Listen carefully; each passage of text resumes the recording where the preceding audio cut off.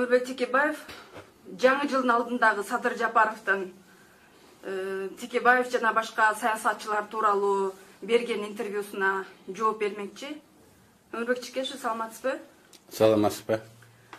Өмүрбек Чекешев Садыр Жапаровдун сиз менен акыйнеге айтышы токтобой турган болду. Жаңы жыл алдында дагы маек берип, анда ал сиз жана башка саясатчылар жөнүндө өзүнүн жакшы эмес ойлорун айтты. Мисалы 2005 жылга чейин Текебаев, Мадумаров, Усубалиев, Масалиев, Дооронбек Садырбаевге окшогон депутаттарды сыйлайт элем. Бирок 2005 жылы депутат болуп келгенден кийин Текебаев эл үчүн эмес, өзү үчүн иштей тургандыгын. Ошондон кийин мен сыйлабай калдым. 2005 жылы депутат болуп келгенден кийин. Ал акимчиликтин же мэриянын кызматкерлерине өчөшүп алса, атайын мыйзам жазып, аларды жумуштан кетирген фактыларын көрдүм деп айтты. 2010 жылы конституция жазып жатканда дагы өзүнүн кызыкчылыгы үчүн жазган. Мен спикер болом, өлкөнү мен башкарам деп парламенттик башкаруу системасын киргизген деген айыптарды койду. Сиз буларды көргөндөн кийин, интервьюну көргөндөн кийин кандай кабыл алдыңыз?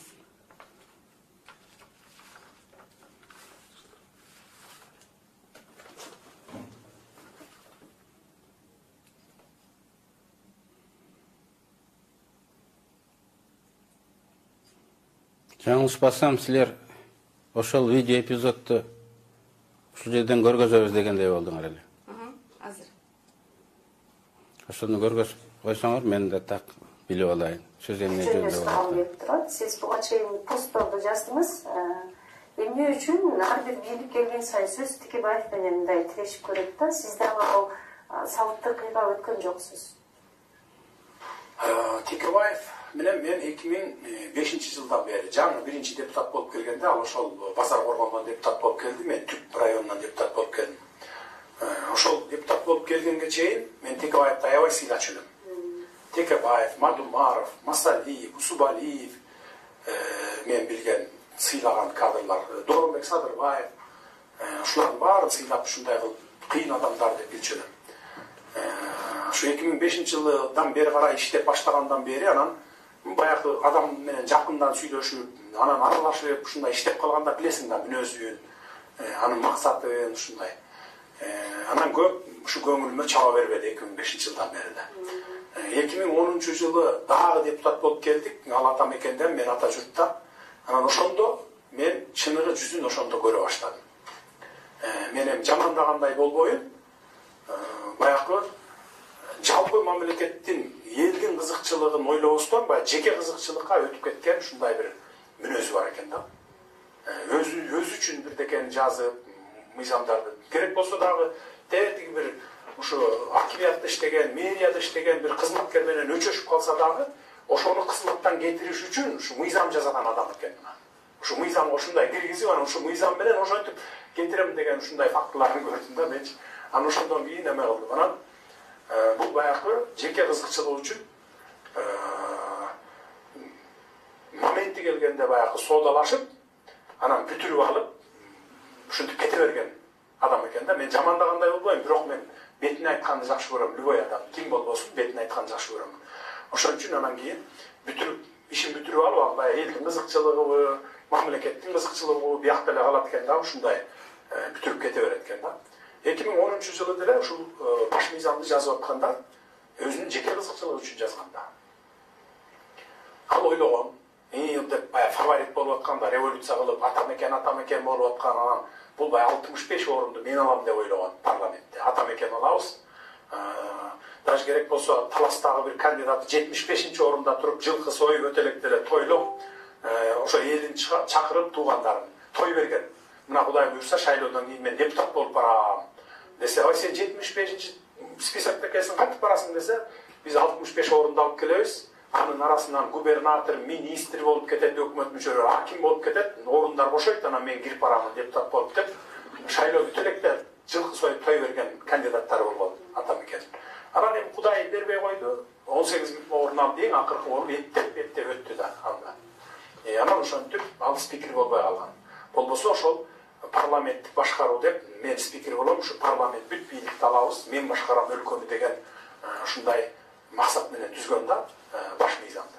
Бирок тилекке каршы ал баш мыйзам бүгүн мына иштебей, парламенттик башкаруу болбой, сазга алып келип, мамлекетти экономикалык жактан да, саясий жактан да сазга алып келип батырды. Мына өзүңүздөр күбө болуп отурбайсыздар.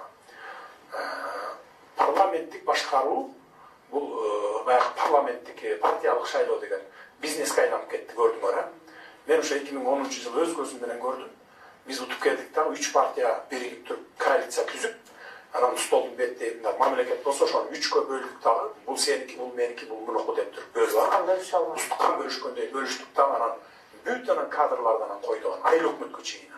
Диплому жоктор барып, чуркап барып туруп, могу баланча акимдикти ала коеюн деп туруп, тиги 5-6 жыл мурун бүткөн, 10 жыл мурун бүткөн деп баягы жеке менчик институттар бар го. Балыкчы да бар, Жалал-Абадта да бар, Кантта, Бишкекте да бар. Ошолорго барып диплом сатып келип алып, мына менин дипломум бар деп туруп, мэр болду, аким болду мынакей. Бүгүнкү күнгө чейин ошол көрүнүш уланып келди. Ошон үчүн биздин экономикабыз дагы алдыга чылбай, саясий жактан дагы баягы алдыга кете албай, ушинтип баягы сазга батып отуруп калганыбыздын кесепе түшүл болду. Ошон үчүн биз бул системаны түп тамырынан бери талкалап жок кылып, жаңы система түзүп атабыз. Жаңы системада биз акимдерди конкурстук негизде тандайбыз. Мен мисалы президент болуп келсем, аларды указ менен жөн эле бай тууган урук, тааныш, билиш деп койбойбуз. Комиссия түзөбүз. Калыс адамдардан турган, союздан бери иштеп келаткан губернатор, аким, мэрлерден турган комиссияны түзөбүз дагы. Ошол комиссия аркылуу биз резерви менен кошуп туруп акимдерди, министрлерди, министрликте иштеген адистердин баардыгын конкурс аркылуу өткөрүп, түздөн түз элге көрсөтүп туруп. Бүгүнкү мынакей конституциялык кеңешме түз эфирде көргөзүлүп атат, 5 каналдан, ЛТРдан, КТРдан, интернет блоктарынан кетип атат. Та ошондой кылып тандап туруп, анан ошол акимдерди коебуз. Мындан ары жалгыз киши, жалгыз президент кадр чечип, өзү билген кадрларды алып барып коюп, тууган урук, классташ, анан жолдош жорок, куда сөөк дегендерди койбойбуз.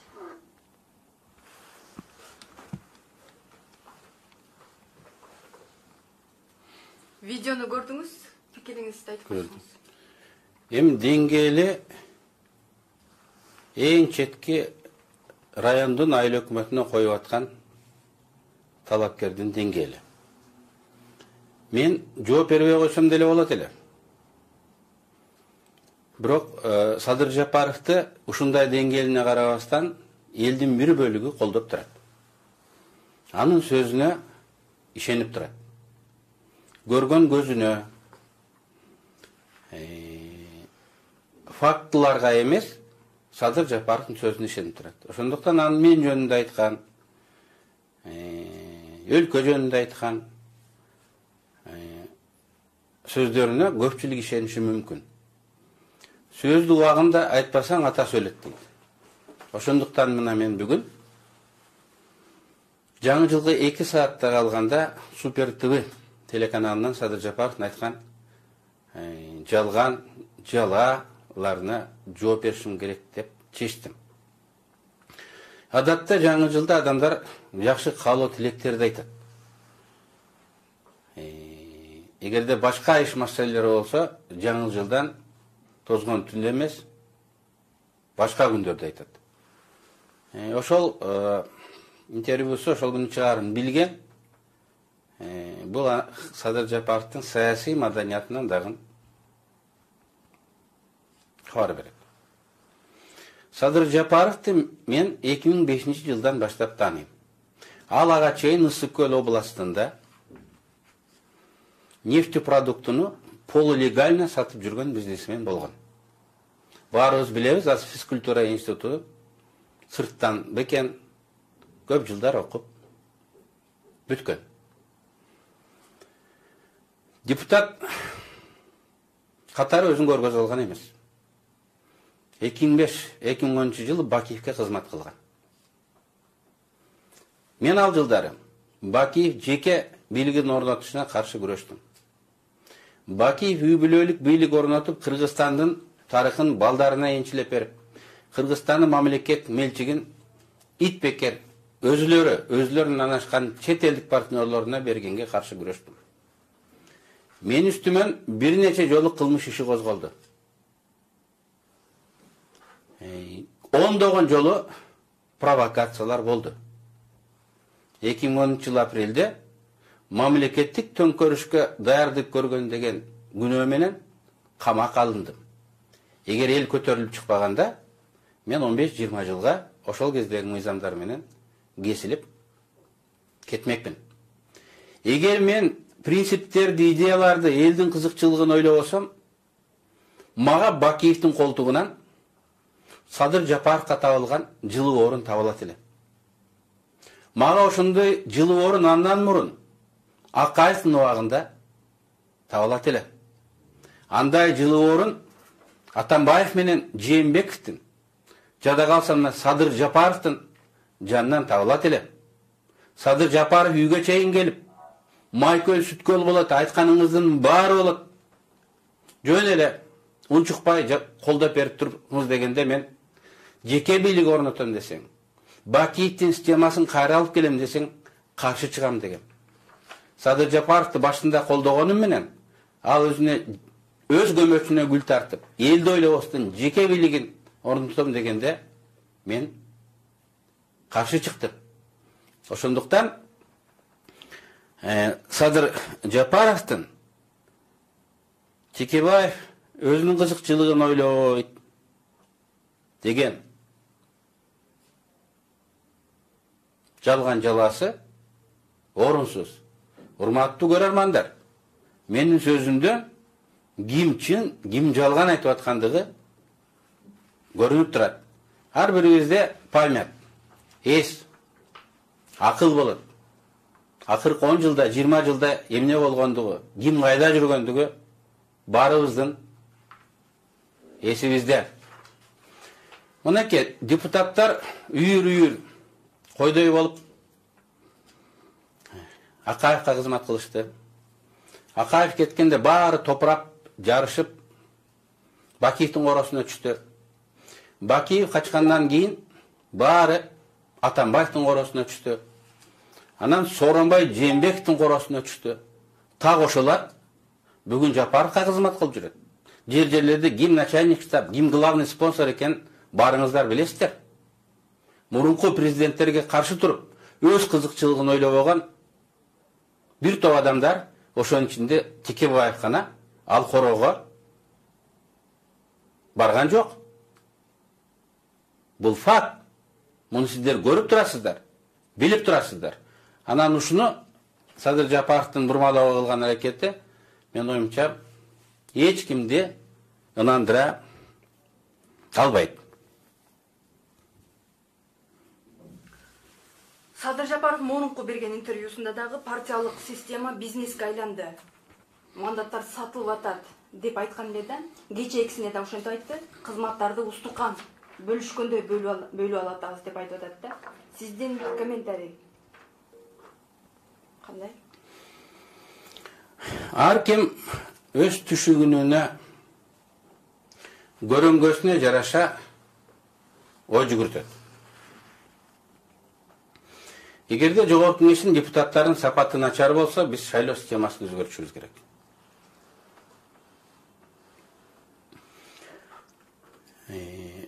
Партиялык система бизнес болуп кетти дейт. Ооба, добуш сатып алуу болуп көрбөгөндөй массалык масштабка ээ болду. Ал коррупцияга кандидаттар гана эмес, биз карапайым шайлоочулар да аралашып кеттик. Өзүбүздүн кызматыбызды сунуш кылып, бир штабтан экинчи штабка барып канча берет экен деп жүрөбүз. Коррупционердин партиясы деп баары билген партиялар мына Бишкек шаарында биринчи орунду ээлешти. Баарын билген, баарын сындаган, саясий, интеллектуалдык, маданий элита жашайт деген Бишкек мына ошого жол берди. Бирок баары бир адилеттүүлүктү каалаган элдин бир бөлүгү бар. Алар 4 октябрь күнү көтөрүлүп чыгып, шайлоонун жыйынтыгын жокко чыгарышты. Мен жана айткандай, ар ким өзүнүн деңгээлине жараша ойлонот, ошого жараша иш алып барат. Мына саясий партиялар бизнес деп айтып отурат. Ол документ менде 2010 жылы эле болгон. 2014 жылы дагы ушул адамдар арызданып келишкен. Садыр Жапаровдун үстүнө. Бирок мен урматтуу көрөрман, урматтуу мекендеш, сиз күбө болуңуз. Мына бүгүн биринчи жолу 10 жылдан кийин Садыр Жапаров өзү эл колдоп турган мамлекеттин башчысы мага жала жапкандан кийин гана ушул документти сиздерге жарыялайын деп чечтим.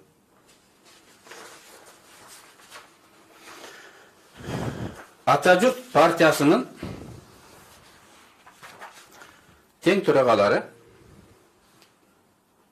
5 киши. Мага, сотко, Жапаровдун өзүнө кайрылуу жасашкан. 15 документти тиркеп. Кайрылуунун мазмуну мындай. Темишев деген ошол кездеги партиянын төрагасы мындай деп айтат. 2010 жылдын 7 майында биз келишим түздүк дейт. Атажурт деген партиянын төрагасы мен элем дейт. Келишимдин негизинде партияны 2015 жылга чейин Ташиев, Жапаровтарга арендага берген дейт. Шумдук, төбө чачың тик турат. Журналисттер айткандай шок. Дүйнөдө мындай болгон эмес.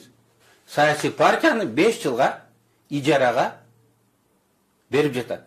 Ижара акысы да бул жерде жазылган. Атажурттан депутат болгон ар бир адам үчүн партиянын Ош шаарында ачылган РСК банкынын төмөндөгү эсептик счетуна ар бир өткөн депутат үчүн 10.000 Америка доллары төлөнүп берилет деп турат. 5 жылдын ичинде Атажурт партиясынын тизмеси аркылуу 40 адам депутат болду. Ташиев, Жапаровтар мага 400.000 доллар карыз. Ошол карызды өндүрүп бериңиз деп мага жана сотко мен жана айткан 5 тең төрага кайрылып отурат. Партия арендага берилип, арендага алына турган буюм эмес. Партия бул идеялаштардын, тилектештерден түзүлгөн күрөш, саясий күрөш үчүн, максатка жетиш үчүн түзүлгөн ыйык коомдук саясий уюм. Эгер партия сатылса, демек аларда идея жок. Партия сатылса, аларда тилек жок. Эгер партия сатылат, арендага бериле турган болсо, алар Кыргызстанды, мамлекетти да сатып, арендага берип коюшу толук мүмкүн да. Кыргызстанда арендага алынган, официалдуу түрдө арендага алынган мындан башка учур болгон эмес. Коңуш өлкөлөрдө да болгон эмес, дүйнөдө болгон эмес. Мынакей деңгэл, мынакей саясий соода, мынакей партияны бизнес кылган адамдар. Мен фактылар менен айтайын. Садыр Жапаров саясатта 10 жыл деген өзүнүн китебин жазган. Ама окуганда ал китептин сапатын, деңгели жөнүндө өзүнчө айтар. Бирок мен Садыр Жапаровдун түшүнүгү жөнүндө цитата бир эпизодун айтып бергим келет. Садыр Жапаров мындай дейт. Казакстандан Атажурт партиясына бизге 3 миллион доллар келген. Гелдибеков Ахмат аны түштүк тарапка шайлоого иштетип жибериптир. Түндүктө кыйын болуп атат. Мага да ошол акчадан бергиле десем, бербей койду. Бүт баары түштүк иштелип кетти. Эгер ошол акчадан жарымын түндүккө бергенде, түндүктөн көбүрөөк добуш алатылы деп өзү Атажурттун 10 жылкы жеңиши акчага негизделген. добушту акчанын күчү менен алгандыгын жарыялап отурат. Кеп 3 миллион эмес, 10 миллион доллардан ашык акча кетти. Кеп ошол акча чет элден келгендигинде. Чет элден келген акча шайлоого келген, партияга келген акча кылмыш деп эсептелинет. Кыргыз мыйзамдары менен ал жазаланат. Келдибековке чөшүп, Келдибековке тарынып, Садыр Жапаров өзлөрү жасаган кылмышты партиясынын аберин ачып койду. Ошонун кылмыш экенин, жаман экенин түшүнбөгөндүгүн көргөздү. Эгер Текебаев туура эмес айтып атат экен десеңер, кана бир аргумент тапкылачы. Анан өзлөрү бизнес кылып атса, орундарды өзү айткандай жиликтеп атса, аны түшүнүгү ошондой болсо. Коалицияга ата журт кирсе, ата мекен биринчи коалицияда болгон эмес. Кийин андай айыл өкмөттөн жиликтеп алуу болгон эмес. Сооронбай Жээнбековдун убагында, Атамбаевдин кийинки жылдарында, мына азыр Жапаровдор өзү отурат. Кана кайсыл партияларга жиликтеп орун берди? Партиялар жаман болсо дагы эл тарабынан шайланып келген.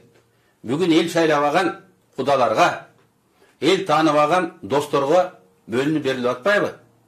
Ким аркылуу кантип келип калганын элдин баары билет.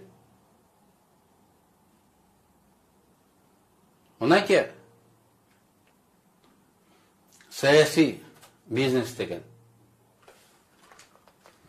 Ушул эле маегинде Жапаров айтып атат, сизде спикер болом деп, ошон үчүн Кыргызстанга парламенттик башкаруу системасын киргизген, конституцияны өзүнө ылайыктап жазган деп айтып атат да. Бул боюнча сиз эмне дейсиз? Аны уктук.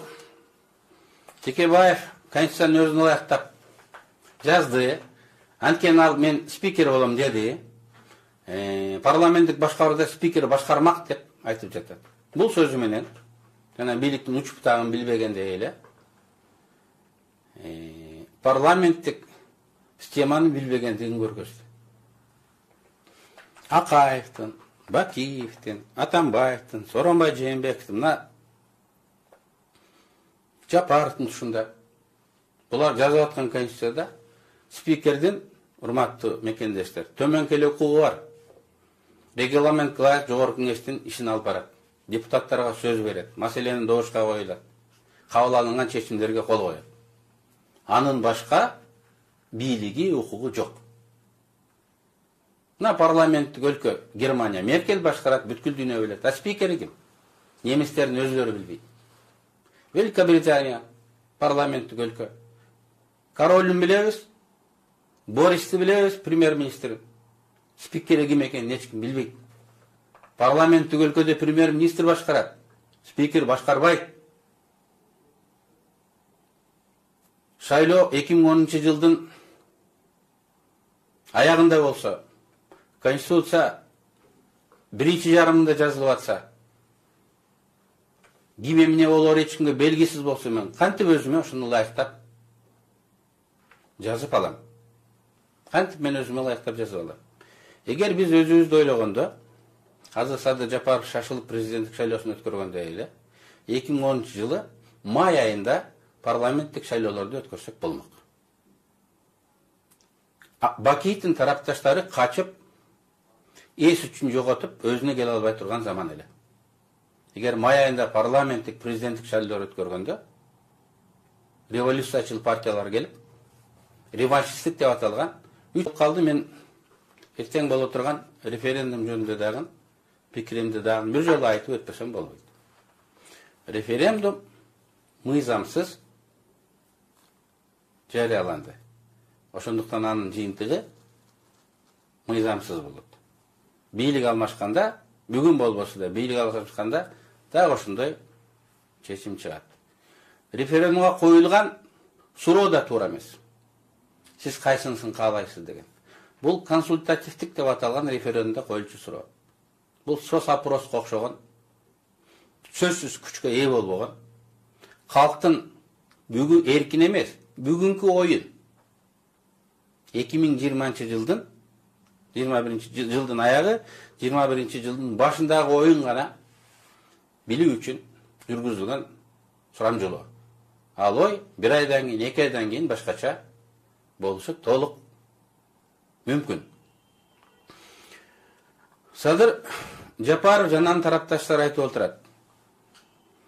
Бүгүнкү система Кыргызстанды туңгуй калып келди. Парламентаризм Кыргызга жарашпайт экен. Урматтуу мекендеш.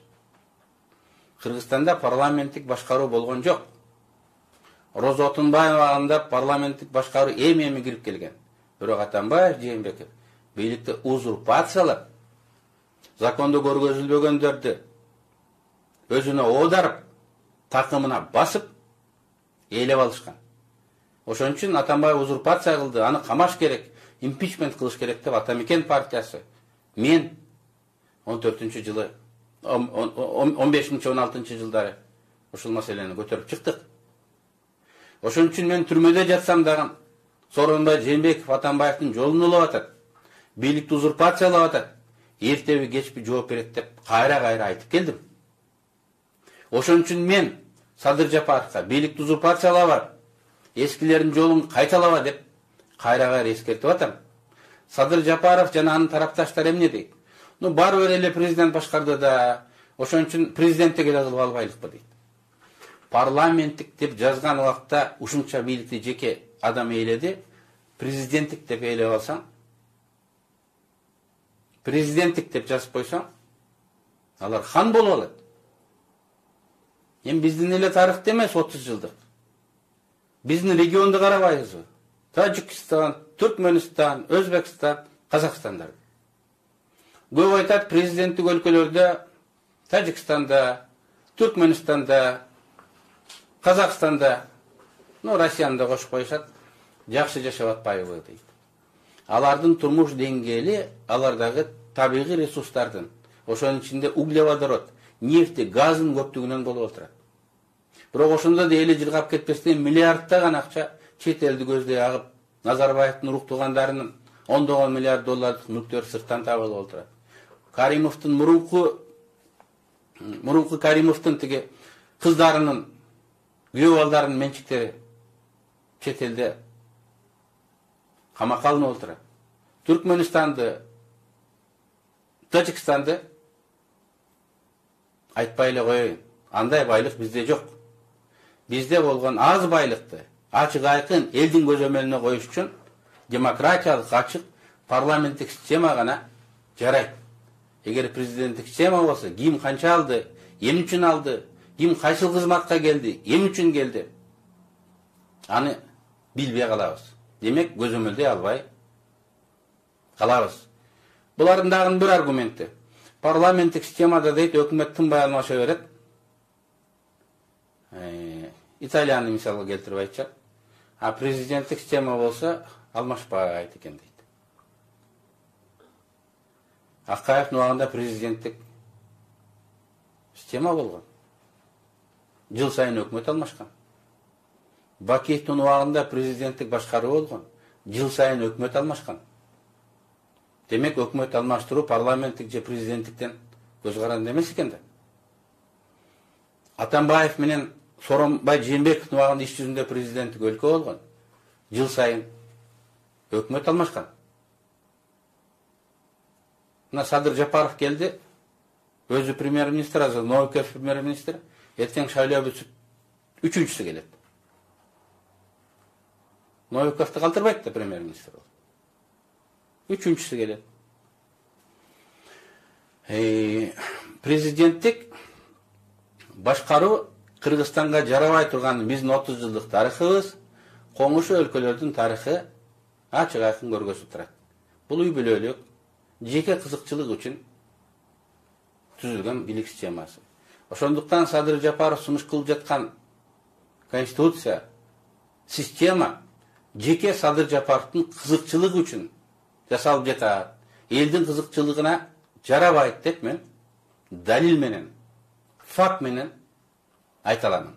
Мага ишенбегендер кокусунан президент болуп калса, өзү айткандай, жарым жыл, 1 жылдарда көзүңөр ачылып түшүнөсүңөр. Аттең мурун түшүнбөй калган экенбиз деп айтасыңар.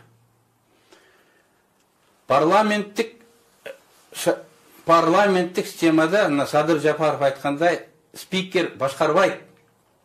Парламент өлкөдө эң биринчи адам премьер-министр болот. Ал өлкөдөгү абал боюнча жеке персоналдуу жоопкерчилик алат. Бирок ал эл алдында да жооп берет. Жыл сайын парламентке отчет берип туруп, эгерде жаман иштесе жумушунан алынат. Эгерде ал кылмыш кылса, генералдык прокуратура тарабынан ал жоопко тартылышы мүмкүн. Премьер-министрде иммунитет жок. Президентке келейликчи. Президент 5 жыл, 6 жылга шайланат. Эч кимдин алдында жооп бербейт. Айтып атпайбы? Азыр эч ким жооп бербейт.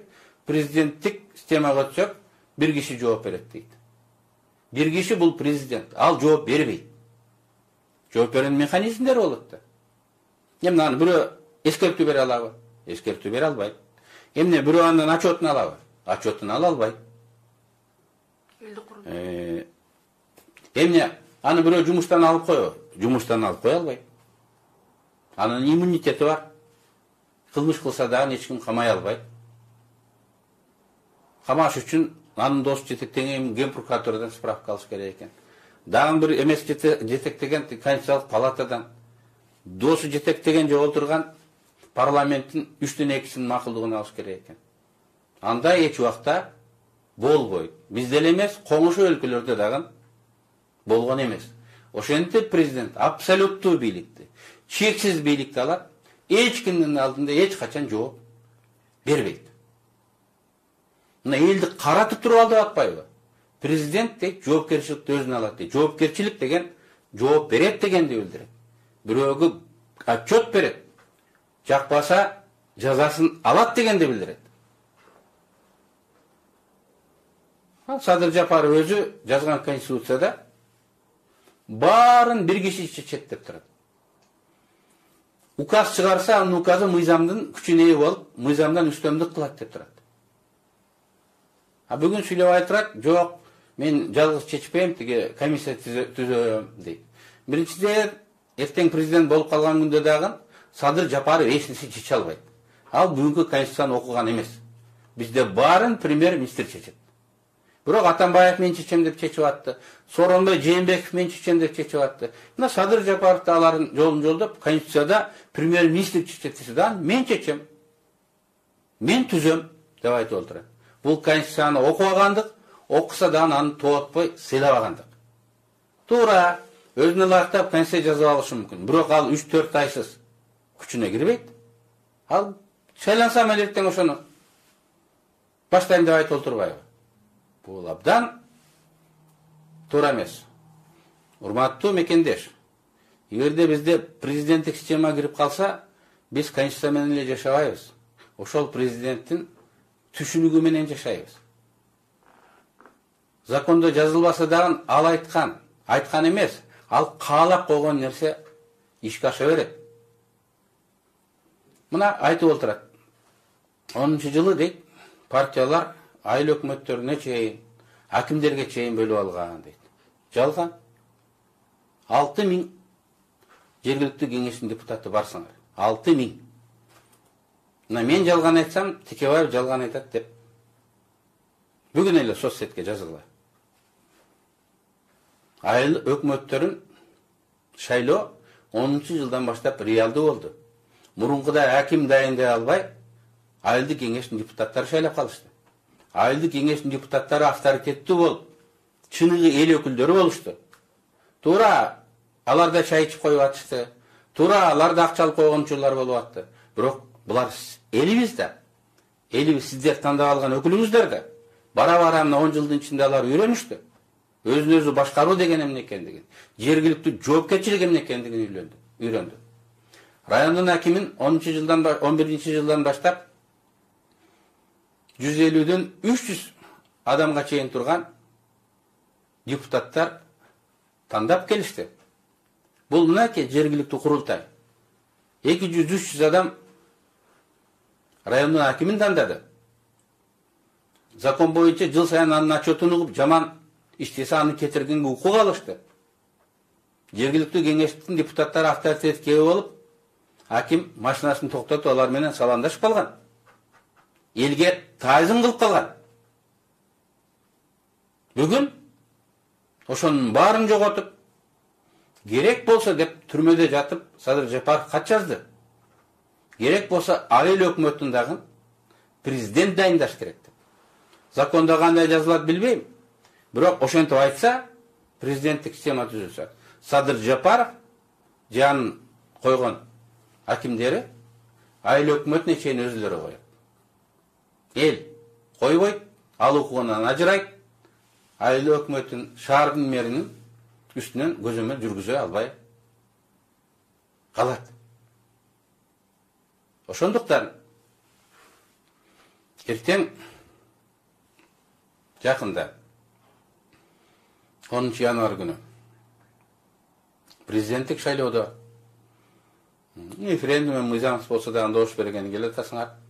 Референдумда добуш бергенде жакшылап ойлонгула. Таразалагыла. Аттың кылып калбагыла. Албетте мындай түшүнүк менен, мындай жоопкерчилик мамиле менен адам көпкө Кыргызстандын шартында көпкө президент болуп башкара албай калышы мүмкүн. Бирок бул 5 жыл өлкө үчүн 10 жыл, 20 жылдык артка кетирет. Биз алдыга жылбастан тескерисинче артка жылабыз. Ошондуктан, урматтуу шайлоочу, урматтуу мекендеш, өлкөнүн тагдыры өзүң